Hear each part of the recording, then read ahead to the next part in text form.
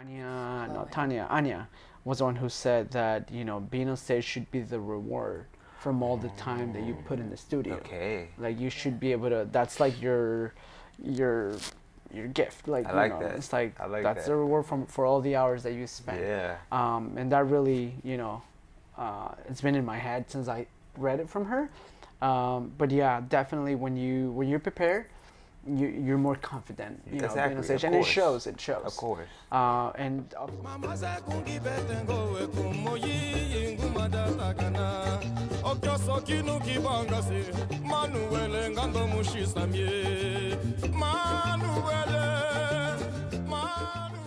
really appreciate it.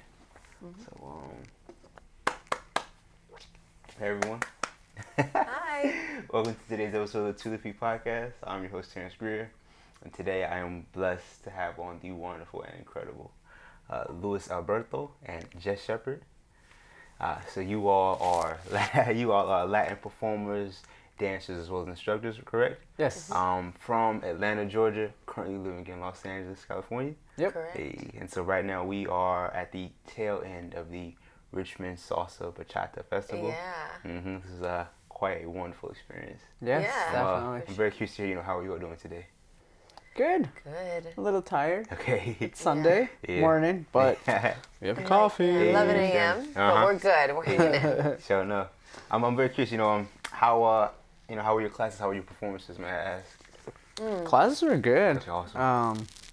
We had a salsa and bachata battle of the sexes. I heard about this. Is that your class? Yeah. Okay, I heard about that. Yeah, I heard about that. Yeah. Hopefully good things. Yeah, definitely, of course. Somebody told me it was really fun. Yeah. Awesome. Yeah, we taught salsa Saturday and then the battle yesterday. Okay. No, Friday salsa. Or whatever. Whatever it's all the It all same. comes better together. But yeah, and then we performed our solos Friday and then yesterday our co-ed piece. Nice. Okay. Which actually this festival, we realized last night, is probably one of the last-ish times we're performing that one. That piece. That Our piece. piece, yeah. Last-ish. We'll probably always perform it because it's like a good piece, so Yeah. we'll probably keep it going, but like not like we have been. It was Understand. kind of like the official. No. Kind of. Ish. Yeah. Official and ish are very different concepts. Sure That's enough. what I said, kind of. Ish. I guess it's ready to switch things up. Well, we're Well, working on our the new one. Right. our new Okay. one, Sure so we'll enough. be Get doing ready that for Very excited to see competition. that. So Yeah, we should be debuting it at the end of the month. Okay. in 3 That's weeks. awesome. So I really I guess I really want to start this out. I'm very curious to hear from both of you all about your childhoods growing up in Atlanta. What was that like? Oh. You want to go first? No, you can go first. Well, I grew up with my mother. Okay. Single mom. Grew up outside of Atlanta. Where specifically, man? Where Kennesaw, Marietta area. Okay. So I don't know if you're familiar with that. It's about 30 minutes outside of the city. My sister's from Savannah. How far from Savannah? Oh, it's far, but I That's love okay. Savannah. I heard Savannah's like a party city. It is, yeah. Okay. It's a beautiful city because it's a college town Okay. with Savannah College of Art. Okay. So it's definitely party. But I actually grew up going there like every year. Okay. We went So- there on our honeymoon too. It was like a Wonderful. nice, cheap little Okay. place to go. Yeah. It's beautiful. Affordable. Affordable. That's always a better word, isn't it? Affordable I like place. that. But yeah, so I grew up with my mom, and it was just me and her and my cat. And I always wanted to dance, but we didn't. That wasn't like really in the budget for me to do dance classes. So I just kind of did. I did like a plethora of things, just kind of whatever like the person who was babysitting me at the time, whatever their Okay. kids did, I would do. Yeah. So I did like horseback riding, which was definitely my favorite, and gymnastics, softball, like all these things, but I would do them for like 2 months at a time and then like go to the next thing, like whoever Yeah. the next babysitter was, whatever they were doing, I would do that. But I always wanted to dance, but it was never like something we could do. So I would do like, in sync like choreographies in the living room and I remember like NSYNC. Janet Jackson. Yeah. Or Salina. Yeah, definitely. So I guess some dancing is something that you've always had a passion for. I guess is this your youth? Yeah, I've always been drawn to it. I always loved Okay. movement, and I always loved watching dancers. But I never really thought it was, like an option as a career or anything. I understand. Yeah. So, Yeah, that's about it. It's my childhood wrapped up, I guess. get you. So I'm originally from Mexico. I was Okay. born in Mexico and then moved to the States when I was, to Atlanta when I was 10. Oh. And we did live in Atlanta. And then we moved to Gwinnett County, it's in Lawrenceville, about 25 minutes up north. And that's where I went in middle school, high school. And then for college, I moved out, back to Atlanta, and then back home, and then back to Atlanta. Okay. And that's when we met, Ah. essentially. I'm very curious. I guess for both of you all, how. Let me ask you this. What were some of your childhood hobbies and My what? childhood hobbies? Were you big into dancing as well, or? So I always liked dancing. Dancing was like my thing. Like in Mexico, when like if there's a wedding, it's a big deal, right? Right. They have like live music and a stage and all that. And I was the kid that would always get on stage and dance with whoever was playing. Okay, I'm so- pretty sure I didn't know what I was doing, but that was me. In the 80s, breakdancing was a big thing. Yeah. Right. So my parents say that whenever we had visitors, I always wanted to show off my moves. Oh. So I would just play music and I would get on the floor and people would ask, "Is he okay?" Because I was trying to break dance on the floor. Apparently I was probably doing this, and they would be like, "Oh yeah, he's showing off his dance moves." Okay. So you, I guess you like that attention. You just shy away from it. He loves attention. Yeah, I like that attention. I Fair enough. guess, Yeah. But I never really took classes because at least in the Mexican culture, soccer is the thing. Right, okay, I Like, understand that. it's if you're a boy, you should be playing soccer, right? So I grew up playing soccer. I was decent. I played, my entire life. Okay. He was pretty good from I what said I hear. he's trying to downplay. He played his entire life. So. Yeah. I hear he was I was pretty good. enough to be in like newspaper, like All right. front page. That's of all the right. Hispanic Like- newspaper. Look at you. That's humble brag. In his favorite front page. Color front page. No, but I was decent. But then after, like in college, it's when I took a dance class. Well, it was after college. In college in Atlanta, where'd you go? I went to Georgia Perimeter. Okay, sure Yeah. enough. But then I dropped out. Okay, I understand. I was a paralegal for 6 years, and when I was a kid, I wanted to be an attorney because I wanted to have a good-looking car. Okay. That's what I was telling my mom. I wanted to have a good-looking car, and I always liked dressing up like in a suit and Yeah. look nice. So I was a paralegal, but then I realized that that wasn't my thing. I understand. So,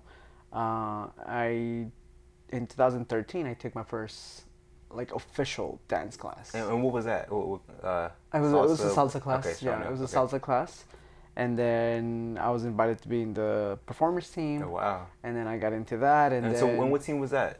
I was in Salsambo. So Samba, okay. Yeah, Shout out. that's where I Shout out. started. Yeah. Okay. With Alfredo Picheno, and then that's where we met in Okay. dancing Okay. classes. I'm very curious to hear from both of you all how important was music, growing up in your households? There you go. Ironically, for me, not very. Okay. Yeah, not very, because it was my upbringing was very just to the point, kind of Okay. like there wasn't a lot of that extra stuff because it was It's a single parent household, yeah. correct? So I she imagine was your mom working a lot, right, and I understand. spent a lot of time by myself and with my grandparents too, who were awesome. But yeah, not very, which is surprising. Let me ask you this real quick. I've seen who you are today. How do you think growing up in that household? How did that, I guess, affect who you are today? Can I ask that? Oh my God, in so many ways. Yeah. So many ways. I think everyone should be raised by a single mom. Okay. I'm just kidding. Actually, I'm that's just something kidding. I don't really hear often. so I No, don't know. it's actually really weird and it's kind of sad, but when I was a kid, I wanted to grow up and be a single mom. Really? Yeah, which I didn't know what that really I entailed understand. clearly. Right. But it affected me so much. I'm very independent, I feel like. But I have I think the most, just because my mom in particular has a lot of confidence. probably too much sometimes. Too much. And so I feel like I got a lot of that. Of course. And one thing that I have actually thanked my mother for this 2 times since I've started dancing is one thing that she really instilled in me that I fought so hard when I was a kid was to be, and it's so simple, but to be nice to everybody and to say hi to everybody. Okay. So if we would go to the grocery store and I saw someone that I knew from middle school, she'd be like, don't you know them? You need to say hi. And I'd be like, but I don't really know them. She's like, but you still know them. You need to say hello to them. And that is something that I'm sure everyone has noticed, especially if you do these congresses all the time. You start to see that people, you see right? people all the time that you know they know you and they pretend they don't know you, or you know them but you've never really met, and then you're like, oh, it's kind of too late to like introduce ourselves now. You know, it like gets weird, you know. So I've tried to make it a point to like just be friendly and just smile and say hi to everybody. And then we introduced ourselves last weekend to someone that we've like seen so much, and then we're like, let's just officially do this, because it was like getting a little weird. But I think that was one of the best things she taught me, is just to like be as nice to everybody. No, seriously, especially in this scene, Simple. you know, it's a social, right? You go out to socialize, meet people. So I definitely understand that. Yeah. But yeah, so those 2 things mainly. I understand. And how important was it for you? Music was big in our house. Okay. I'm from a state in Mexico called Puebla. And their cumbia and salsa, it's like a big thing. Like that state is known. If you're like whenever someone asks me, oh, where are you from? And if I say Puebla, they're like, oh, cumbia. Okay. Like, they're right away associated with cumbia. And that's what I grew up like dancing. Like once I, got older, that's what I would dance to. My cousins would take me to, they're called sonideros. And it's essentially a big ballroom with a bunch of DJs. Okay. And all they play is cumbia and salsa. Okay. All night. And I imagine it's probably different than maybe the salsa they do here, right? Is it more that street salsa? Yeah, definitely the street salsa. Okay. Yeah, which is similar like cumbia. Right. Steps. So that's what I did. That's how I got hooked into like dancing. Yeah. But music-wise, like listening, it was always playing cumbia. I actually used to not like salsa. The music the or music? The music, I hated it. Really? But I think it was the kind of salsa that my cousins would listen to. Okay, I was like, oh, it's kind of lame. I went more for the cumbia. But yeah, I mean, I actually played the trumpet for about 4 years. So music was I wanna ask you this, man. For people out there who are learning cumbia now, maybe new to the dance, any hints or tips you could give them to help improve their cumbia? For cumbia, really just get the basic straight, because like we do a lot of classes, like we work with quinceañeras a lot, and a lot of them think that they're dancing cumbia, but they're not. But really just getting that one basic step will, once you get that and you get the basic turn, then you can just do all the fancy. Okay. Yeah. It's just like any other dance, you want to get your fundamental step, your basic step first, and then once you get that, then all the fancy patterns. I'll be honest with you, I'm not very familiar with cumbia, but I've only ever seen the basic, which is that side-to-side one. So there is actually fancy cumbia? Yeah. Okay. Yeah, especially a lot again. of turn patterns. Really? Yeah. Okay. Yeah, especially like the again the sonidero one. They add That's like when the dancers come out. Yeah, yeah. That's where Francisco Vasquez, the founders of the LA, they used to dance cumbia. Okay. That was the thing. They used to go to sonideros and all that, and they're one of the people that used to do like the fancy footwork. So that they kind of combined. Okay. I understand that. Yeah. We actually taught cumbia classes at Dallas Bachata Festival. Okay. It was big. Yeah, we didn't think it was gonna be. It's not something I see offered a lot. It's the only. It's in the West Coast. They do it very often. Like Reno. Oh, that's true. Has Reno has a lot of different cumbia. styles. Really? Vegas has cumbia, and Dallas is cumbia. Okay. That we know of so far. Okay. But yeah, that's mainly in the West Coast. Okay. Yeah. I'm mostly East Coast or South, really. Yeah, I only South see it and the offered. East Coast. No. I used to live in New Orleans. Hey kid, come here. Hey, if you could leave a like and subscribe, that would be amazing for the channel. Let's get back to the show. I used to live in New Orleans, Louisiana. I just came back. Nice. And I was very surprised that they really didn't have a big dancing population out there. It's growing. It's growing, from right? from what I know and from what I see. It's growing, but Yeah. I was expecting it to be bigger than what Richmond had, just because it was more southern. Yeah. Maybe that's mistaken thought, but it was actually still a small community. I was just surprised by that. Yeah. I've never been as a dancer, so I wouldn't. Okay. They have the New Orleans Bachata Festival in August. Yeah, it just happened. Yeah, Exactly. a couple of weeks ago. Yeah. It's cool. I'm very curious to hear from both of you all. I guess about your beginner stage, and I guess for you, Jess, how did you get introduced to the Latin scene? Can I ask? I actually found a horoscope Okay. that said I should try something I always wanted to try, which is very it's interesting that I actually did it, because at the time I had no car, and I was in college. I had no car. I had very little money. Okay. But I had always wanted to take salsa classes. Like Luis mentioned earlier, I used to watch Selena all the time, the movie, and I would always listen to the music because I loved it, and I would dance to it, even though I had no idea what I was doing. But I'd always wanted to dance, and I got a horoscope. I still have it somewhere that says, now's the time to do something you've always wanted to do for yourself, something like that. So I just looked up salsa classes in Atlanta, and I picked the one that was closest to me because I didn't have a car. So I would have to take 2 buses, a train, and then walk to get there. Wow. Okay. There and back.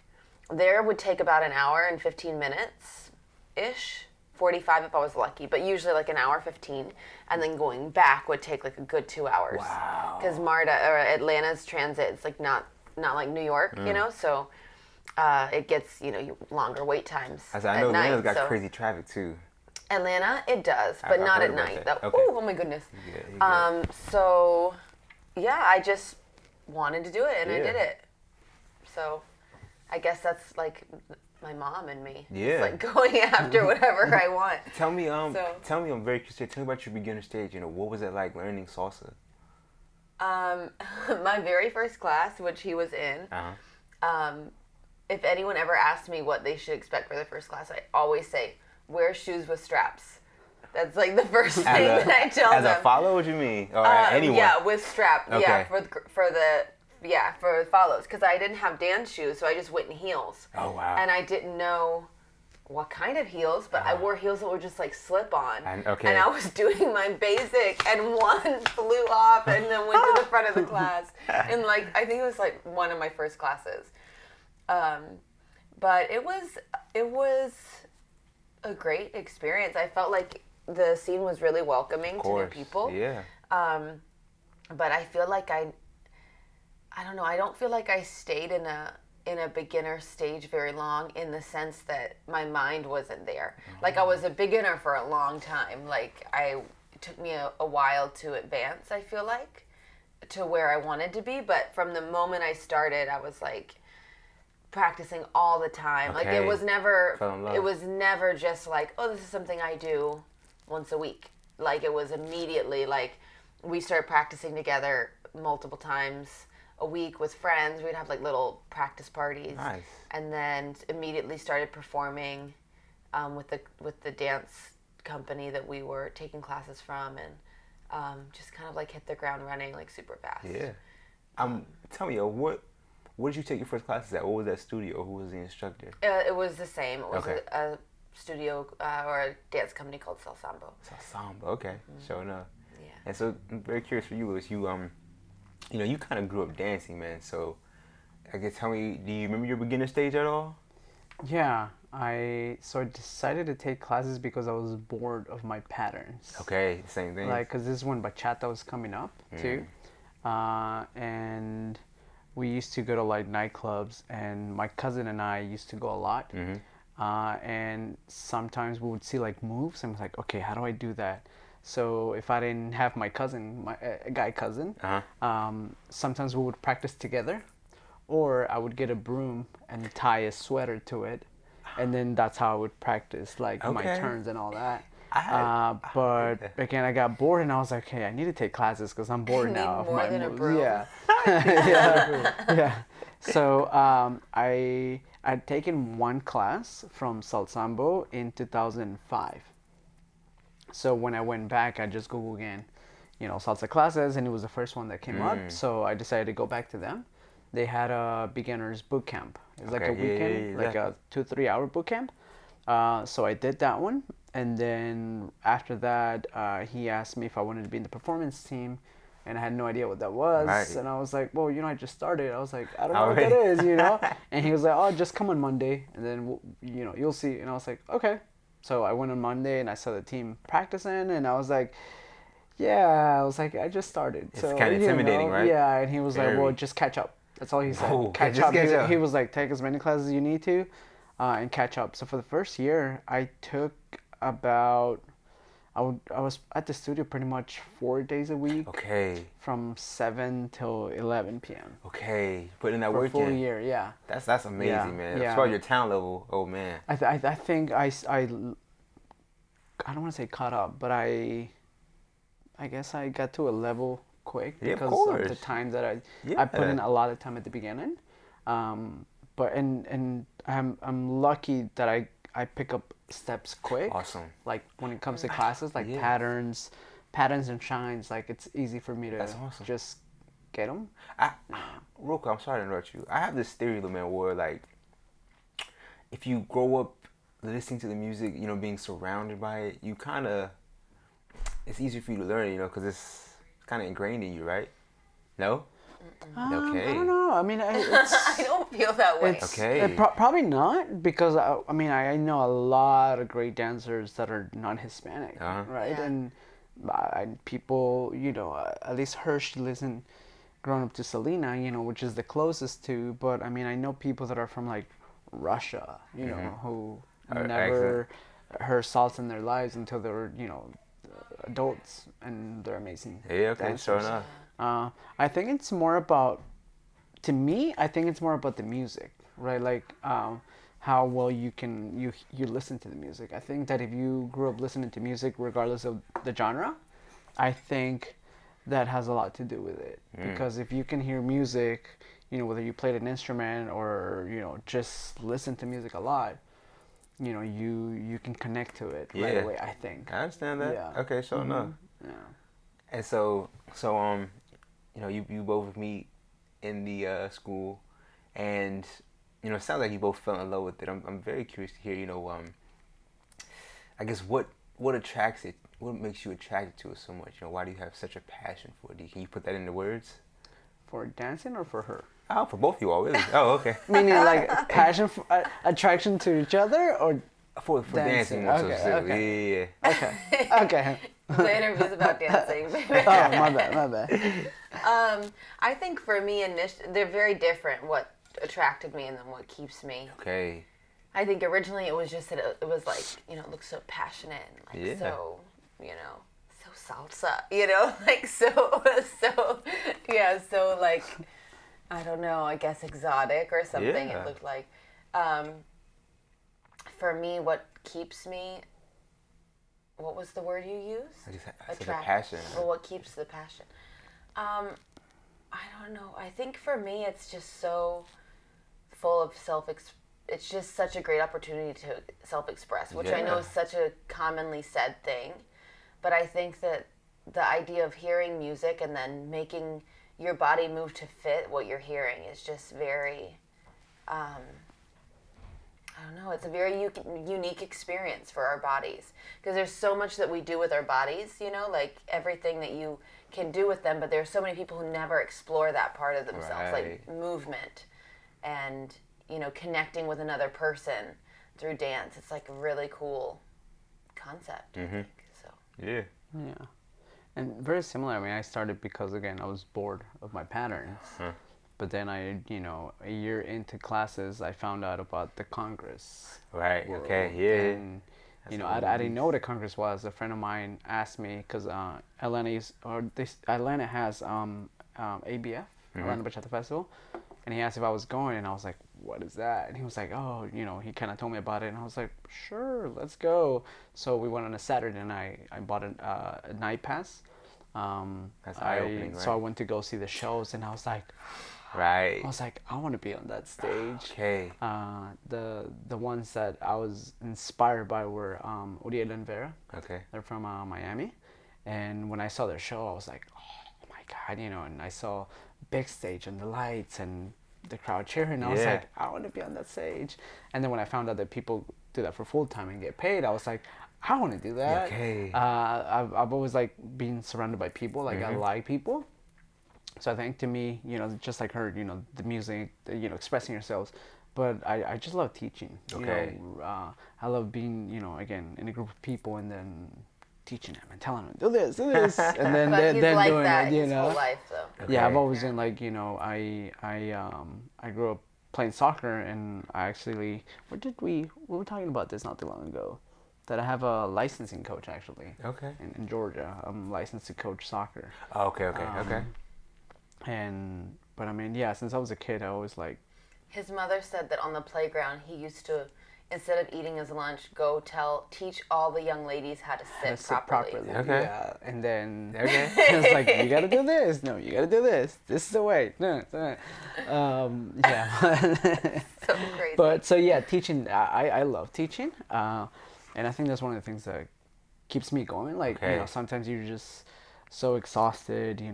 The night, whatever. Once we're in the studio teaching, it's like. I don't know, like a switch turn on, and all of a sudden, and then class is over, and I'm like, okay, back to yeah. But yeah, definitely being surrounded by people is what keeps me going. Like meeting new people, from all around the world. It's a social butterfly. Yeah.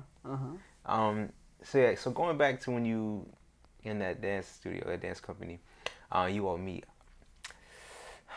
At what point, I guess for both of you, did you realize that you could do this full time, and like what kind of pushed you over there to actually go through with it?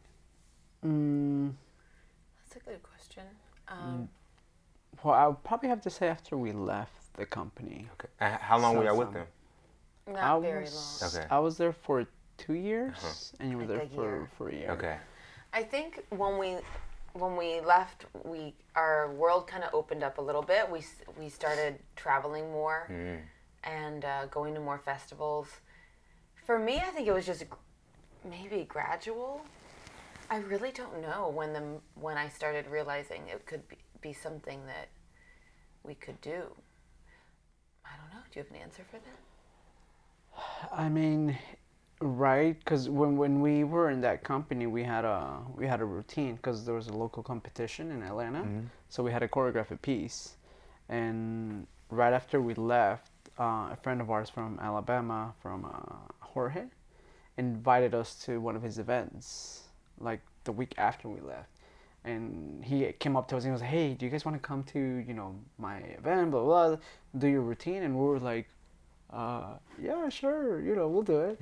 To me, I think that was like the moment I was like, "Oh my God, someone just asked me to come to their city and like perform." I was like, that was to me, even though it was this 2-hour drive, no big deal. But to me, that was like a big deal. Yeah. So I was like, someone who's seen us perform, which at that point that was our first choreography ever. Yeah. Just us two. It was kind of like like a push, like hey, maybe you should give it a try. Yeah. When we started dating, well, I think that he knew much earlier that he wanted to do it professionally. Okay. I had a strong passion for it, but I didn't. I just wanted to get better and better and better. I didn't see that as quickly as he did, that opportunity or that option. But when we first started dating, he asked me, "What do you want to do with dancing?" Or maybe a little bit into us dating. "What do you want to do? Like, what's your goals?" Because I want to go all the way, is what he said. Okay. And I was like, "Yeah, I could do that. Like, sure." And I was like, "Okay, then we're good." Because I think he probably would have broken up with me if I said, "Oh no, I just want to do it for fun." Okay. Yeah. Well, yeah, I don't know where we would be if she had said no. It wouldn't have worked. Yeah. Okay. Because I definitely, after going to that first Congress, I was like, I want to do that. Yeah. I want to do that. Like, I want to be there. Yeah. How long has it been? I guess that y'all have been doing this full time. Oh. Full time? Probably 2 like a year and a half, 1 2. year. Okay. Yeah, He's So been not- doing it a year longer than me. Okay. Yeah. And so I want to ask you both, and I'm very curious to hear, for myself and others who, have full-time jobs, having to clock in and everything, what are some things people may not know about becoming, full-time professional dancers? What are some things you experienced that you may have not even known about? Oh, I If can you're answer this question. Thinking of doing it for the money, don't do it. Okay. Yeah. You can go. Okay. I have so much to say. Please. I know. Well, I think it's really important. That's such an important question because a lot of people, all they see is like you in your costumes and They on see stage that and getting 5-minute performance, yeah, right? and getting like pictures taken and like, what they see like the glamorous part. Exactly. And I think because we live in like a YouTube Right, kind of world, Instagram. there are so many people that think that, you can just do it like this. Like, it's just this easy. Like, start an Instagram page and then do a routine and now you're, but there's so much involved in it that people don't realize. Like, one of the things, and I've heard another dancer say this before, and it's just so true, is there's so much sacrifice involved in trying to pursue a professional dance career. I mean, in any career that's an art, there's so much sacrifice. Because it's not like working in a 9 to 5 where you clock off and go home, or maybe check your email at night. Like, you're always working. I feel like You want to succeed, right? right, because it's not, no one's going to hand you shit, so Right. it's either you do it or you don't, and someone else is going to do it. I did the beep. Nah, you just perfectly fine. Yeah, if you're not consistently grinding, someone else will, and they'll be better than you, So it's like you constantly have to push yourself. And, when we moved from Atlanta to LA, like, that was definitely one of the hardest things emotionally we've ever done, because leaving, like, where I lived my whole life, where, leaving his son was super hard for us. You leave so much behind, but you do it because you love it. So it's not just like, you want to be a dancer and now you're a dancer. Well, real quick, Yeah, I don't want to get you sidetracked. Yeah. What made y'all move from Atlanta to LA? A better opportunity, or? So Billy Fajardo was the one who kind of planted the seed in our head. Saying what? We were doing a private with him, and we told him that we wanted to get into competition, and we asked him who should we train with in Atlanta to compete. And he pretty much told us, you got to leave Atlanta. Okay. Like, if you want to compete, like, do it for real, you got to leave Atlanta. So that was kind of like the first one who planted the seed. Okay. And then 2 years ago, we went to our first Congress in the West Coast, which was Reno. And seeing the student performances alone was like, oh my God, those are students? Like, wow. And then, seeing the pros, of course, it was like a lot more more O's. Wow. Okay. Anyways, you're supposed to laugh. Just kidding. No. Yeah. So we went to Reno, and we came back like eye open, like, oh my God, that was crazy, and the amount of people that were dancing, Bigger. And then coming back from Reno, we used to work with Alma Latina. We had a Alma franchise in Atlanta. One of the directors from Mexicali was getting ready for a competition in Oaxaca, Mexico, and he reached out because he needed, I think, 2 female dancers, and he sent the message, and she was one of the ones that was asked if she could do it. But it required her to go to Mexico for 2 months. Yeah, so that actually brings us back to the original question, is that the idea of sacrifice. Because I remember thinking that he sent a message to a group of girls saying, who can come? I need you here like next week, be here for 2 months, and then compete. And all these like silly women were like, oh, I can't, I have vacation next month, or I have this, or I have this. And I was like, I'm down. And I quit my job the next day. Seriously, about it. And Can I ask where you working at real quick? Can what? Where were you working at that time, may I ask? I was working at a place called the Icebox. I did like marketing. Okay, so it was a good job, but I was very unhappy, super unhappy. So you were very serious about this stuff. Right, yeah, but I was really unhappy there because I knew what I wanted to do. Okay. And I think no matter what you want to do, when you know what it is and you're not doing it, it's very hard. Yeah. But I mean, we went from 2 incomes to 1 income. Okay. Overnight. and he was having to like rent out our apartment on Airbnb on the weekends and stay with friends so that we could have extra money. It was like the opposite of the Mexican man sending money to his American wife in Mexico. It seems so like weird, but so I'd say that is the main thing that people don't see. And of course, all the hard work. Time. I mean, like physical, like it's a very physically demanding. That's something that people don't speak about. Is I spoke to other professional dancers, and you all are essentially professional athletes, right? Yeah, sure. You have to take care of yourself. I mean, when I take like we take conditioning classes and technique classes in LA, and like there is no way I feel like a football player could handle that class. Like it's intense. Yeah, there's all these muscles that you use when you're dancing that you don't use other times. Yeah, and it's crazy, but yeah, definitely the sacrifice. It's probably the big one. You know, you're gonna miss weddings and birthdays and all kind of things that normal people do. But yeah, if someone is thinking about doing it, definitely. There are going to be a lot of sacrifices. Oh, yeah. The time spent, on a single choreography, like you said, especially now that we compete. Right. Competing for a full year just to get on stage for 2.5 minutes, 2 minutes, and a small mistake can cause you to lose. Yeah. So you have to be that like just made me nervous. super. Just you saying that.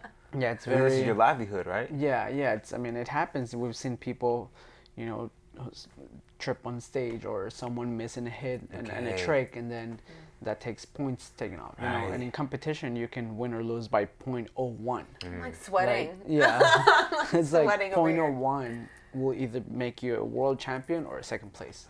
Or from a second to a third, or from a third to you did not qualify to the next round. So it's very stressful.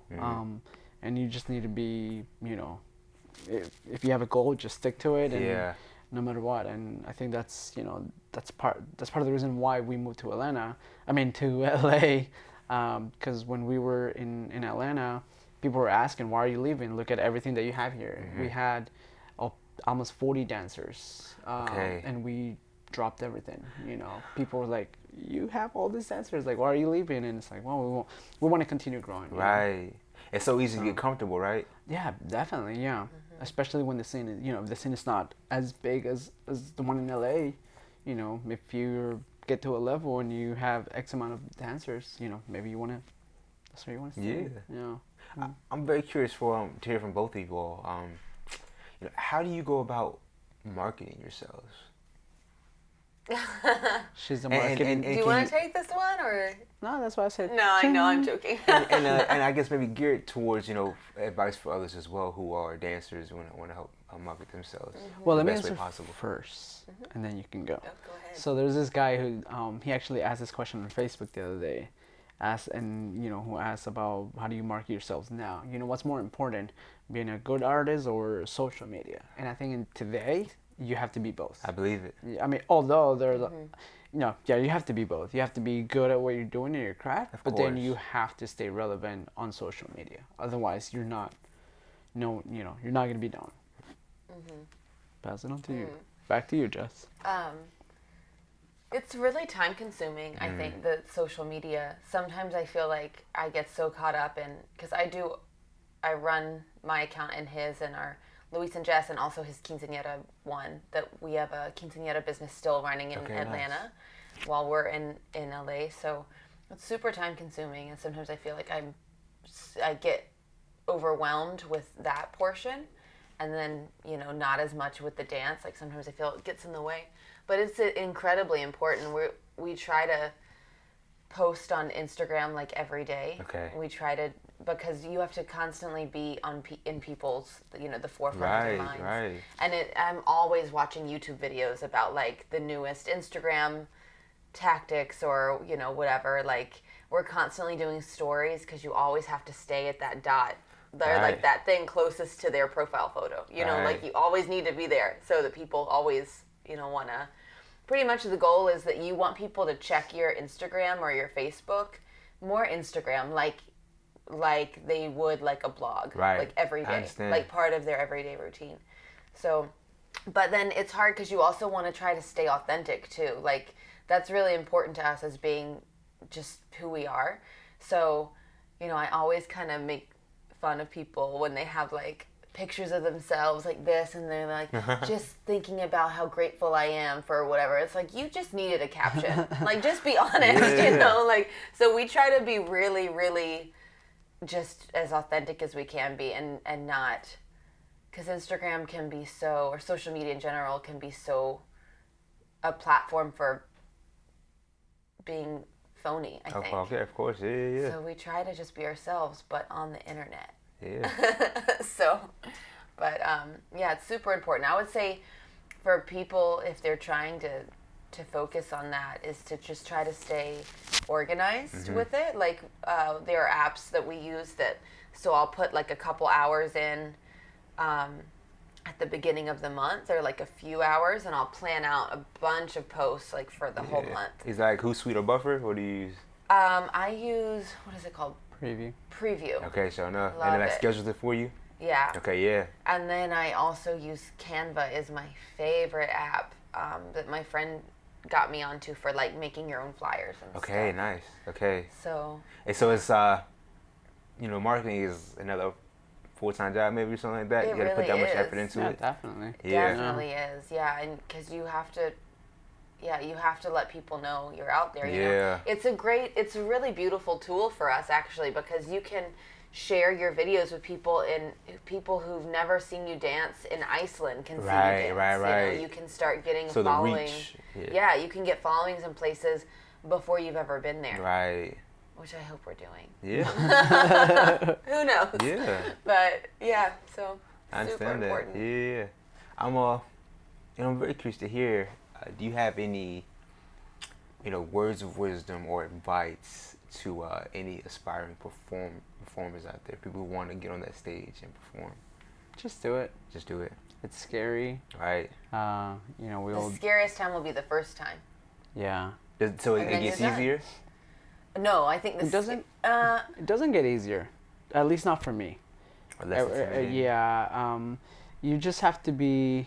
The more you do it, the more confident I would say Okay. you get Yeah, for being sure. on Okay. stage, because I mean even last night to me the most like nerve-wracking part it's when you're there when they're about to call your name or when the show before you it's going on. Right, Yeah, Who's that's there the worst. waiting? That's like oh my god. I almost feel I'm like just- I always think about this. Like I almost feel that anxiety. Like if you were like waiting to go to the guillotine, watching other people go, Okay. and you're like, "Shit, I'm next." I feel the same way sometimes. Oh man, I understand that. Yeah. Yeah. But definitely I mean practicing a lot makes it easier. Again, just to be more Prepared. confident. Right, yeah, right, being prepared. Because being on stage. Once I get on stage, to me, it's like I'm not nervous at all. Okay. If I'm on stage, it's just I'm just going and going. Right. But I think it's the preparation. So Because important. if you're not prepared being on stage, you're gonna be thinking about the steps, whether it's a 5 or a 4, whether it was my right or my left. Yeah. You shouldn't be on stage thinking about that. You should be enjoying. Tanya was the one who said that being on stage should be the reward from all the time that you put in the studio. Okay. Like you should be able to. That's like your gift. Like I like that. It's like I like that's that. the reward for all the hours that you spent. Yeah. And that really it's been in my head since I read it from her. But yeah, definitely when you're prepared, you're more confident. Being Exactly, on stage, of and it course. shows. It shows. Of course. And of course, you can't compare a pro to a student, but even if you're a student, you should prepare as much as you can. Yeah. I understand that. I would tell people, like he said, to just do it because it's. I think there's like no feeling like doing something like that for yourself. Okay. Like, I feel like there's not enough people in the dance community, or actually in general, that allow themselves to be proud of themselves, because people are always just striving for more and not Right. recognizing their accomplishments. I'm really, really bad about that. But every once in a while, I was actually just telling our friend this last night, like, how proud I am of myself for like how far I've come. Because when that happens, like there's so many people that help you, your instructors, your coaches, whatever, but at the end of the day, like that's you did it. So I feel like when you get on that stage, especially for the first time, you'll just be so proud of like, you know your accomplishment, not just the performance, but like mostly like that mental hurdle you were able to get over to just like do it. Okay. You know? Yeah. So I think it's like, it kind of changes you because it puts you in a situation where you're like putting your passion out there to be judged, and that takes a lot of courage, Of course, I think. yeah. So I think I would say just do it and be super, super proud of yourself. Okay. But be prepared. Don't just do But it without being prepared. Yeah, don't just definitely, think yeah. your passion and your pride is going to make you great, 'cause No. it won't. Yeah, put that work in. Yeah, Yeah. definitely. I kind of want to, give value to people who might be listening right now. So I want to hear from both of you all. I want you both to give me one piece of advice, one tip that can make anyone a better dancer immediately.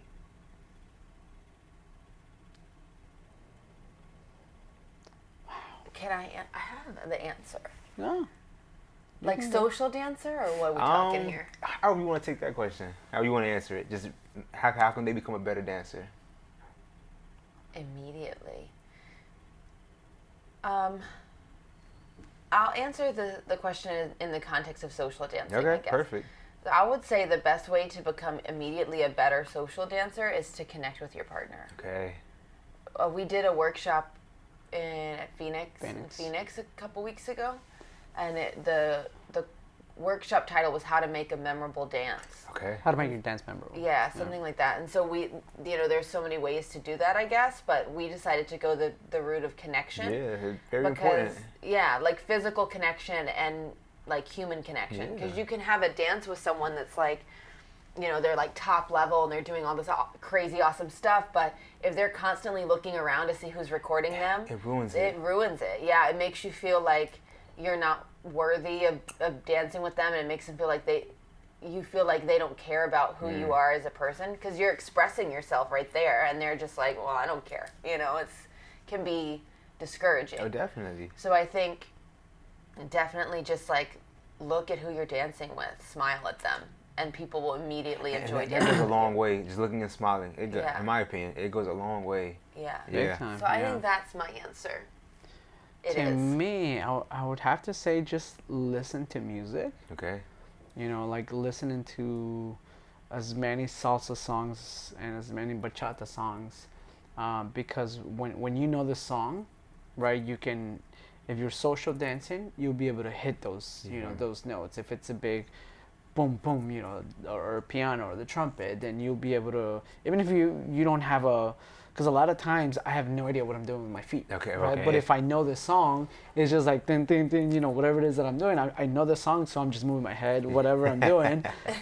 And it's not so much about how many shines I know, but if you know the song, you automatically, I think, become a better dancer, right? Like More natural. Yeah, or more natural, and that applies for both. You're not bachata and planning salsa. it. You're kind of just in that moment, right? Yeah. If you know the Right. song, and performing, same thing. If you have a performance song of your choreography, you have to know the song. Right. Because if if the audio goes out, it's like, oh, what happens. But yeah, you can definitely just know the song, know the music, listen to as many songs as possible, Sure enough. and your musicality will go. Yeah, I believe that. Okay, Yeah. definitely. Yeah. I guess at this point, I really want to, thank you both. Yeah, of for course. taking time today to talk to me. Yeah, for sure. Yeah. It was awesome. I Thank definitely you enjoyed for it. asking us. Of course. Real quick, please tell me, what are some of your upcoming events? What do you have going on? We have at the end of the month, by La Cura Okay. in Durham, North Carolina, right? Or south? North. North Carolina. Yes. And then That you're actually catching us at like the end of the months of season. being super, super, super busy. Okay. And now we're getting less for the end. We have In term- Bailacura and then In terms of traveling Okay. to congresses, Okay. but we always have a lot going on at home. Well, we're getting ready for World Salsa And Summit. getting ready for competition. But we'll be at Baila Cura, which is an awesome event at the end of the month for like a nonprofit for cancer research, which we love so much. And then we'll be in Dallas Bachata Festival in November. The last week, October. The last weekend of October. October. Okay. And I think we have like a weekend or something that I'm forgetting about. No. Then we have San Francisco, SBK, November. But But- if people follow us on Instagram, Hey. then you'll always know where we are. So that leads to my next Teaching, question. yeah. My next question, and how can people get in contact with you? How can they reach out to you? Oh, Instagram or Facebook? Yeah. I'm Louis. checking it constantly. Luis and Jess. I think Instagram underscore? is Luis underscore okay. and And underscore underscore Jess. Okay, okay. But I think if you just put in Luis and Jess, we come up. It'll And be our then- faces. Hey. Yeah. Yeah. These Or guys. or our personal pages as well. Right. Hers is Jess. Instagram is Jess underscore Sheppard underscore T. Hey. T, and mine is Luis Alberto underscore official. Hey. I know, I understand. When I You know. and when I post it, I'm gonna put your links in there. I got you. I'll post them all. Yeah, definitely, yeah. I actually had one more question. I want you to try and answer this real quick for me. Yeah. What is it like working together, one as business partners, as well as husband and wife? How was that relationship like?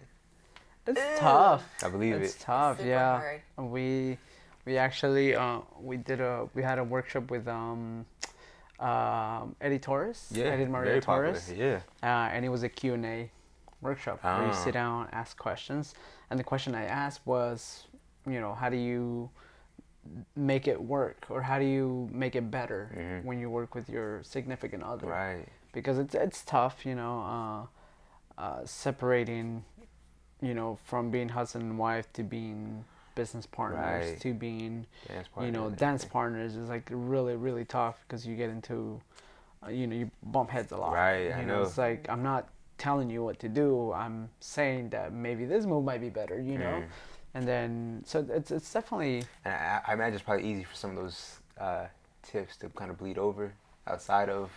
Well, see, I don't think there's any bleed over. I think Okay, it's that's all awesome. the same. Okay, awesome. yeah. Because we're constantly, either like teaching or training or, preparing for an event or preparing for a debut or whatever it is, like always. Because like I said, you're always working. Like in any entrepreneurial way, you're always working. And so we're always working. And we're always together. Yeah. but Hashtag as hard always. as it is, it wouldn't work if we had other dance partners. Okay, I think okay. that would definitely affect our marriage. Maybe not if like we did like a small project, but if we had other full-time partners, it wouldn't work. The whole thing wouldn't work because we spend so much time with your partner, so we'd be spending so much time not Someone together. else, right? I understand that. So, yeah, I think for us it wouldn't be any other way being partners and dance partners and being married. I could never have been with someone who wasn't a dancer. Okay, It worked. Neither could I. I understand. They probably wouldn't be able to understand, I understand. like, yeah. Yeah. But it's good to have a travel companion. Yeah. So I understand. To hold your luggage and get your coffee. Let's hold my luggage. Thank you. Hey, But she always gets my blanket. okay. That's true. There's trade-offs. So is it safe to say you guys are all best friends at the middle at least? At the moment, I might replace you later. I have a girl best friend too, Okay. but he's definitely a partner in crime. Hey. So yeah, like I said, man, I really want to thank you both Oh, thank so you. much. I thoroughly for- enjoyed the conversation. Us too. And I can really tell, how passionate you both are about this, Yeah. Oh, So yeah, thank you. Of course. So Awesome. We appreciate you, what you're doing. Hey, Yeah, hey, definitely. hey. I think it's important for the general public Yeah, to sure enough. know a little bit about what everyone else is like, the behind the scenes. Right, kind of thing. right. Yeah. Yeah. See, like I said, thank you so much. Of course, thank you. I think this wraps it up for this episode of the 2 Feet Podcast. Thank you so much. Awesome. Hey, Bye. hey, hey. Bye.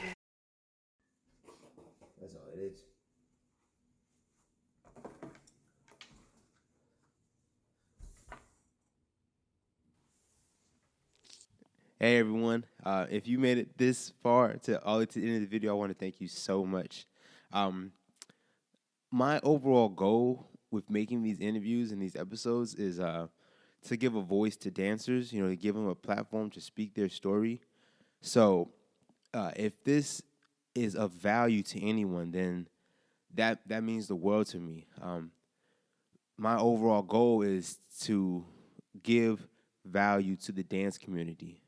So, if you find no value in this, then I urge you to please let me know where I can improve on. I truly want to, just give value and content to the dance community. So please let me know how I can improve, where I'm messing up, because to be 100% honest with you, I'm learning along the way as I do this. I truly am. So to be able to interact with the dance community, it means the world to me because it gives me feedback and it lets me know what I'm doing right, where I can improve upon, what I'm doing wrong, which I feel like may be more important.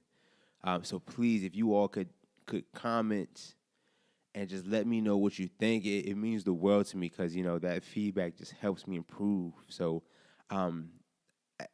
please comment as well. Please like and subscribe. That means a lot as well. But I want to say thank you so much for just watching this because it means the world to me. I want to take you on this journey of the Two Left Feet podcast. I'm very excited for it. So once again, thank you so much.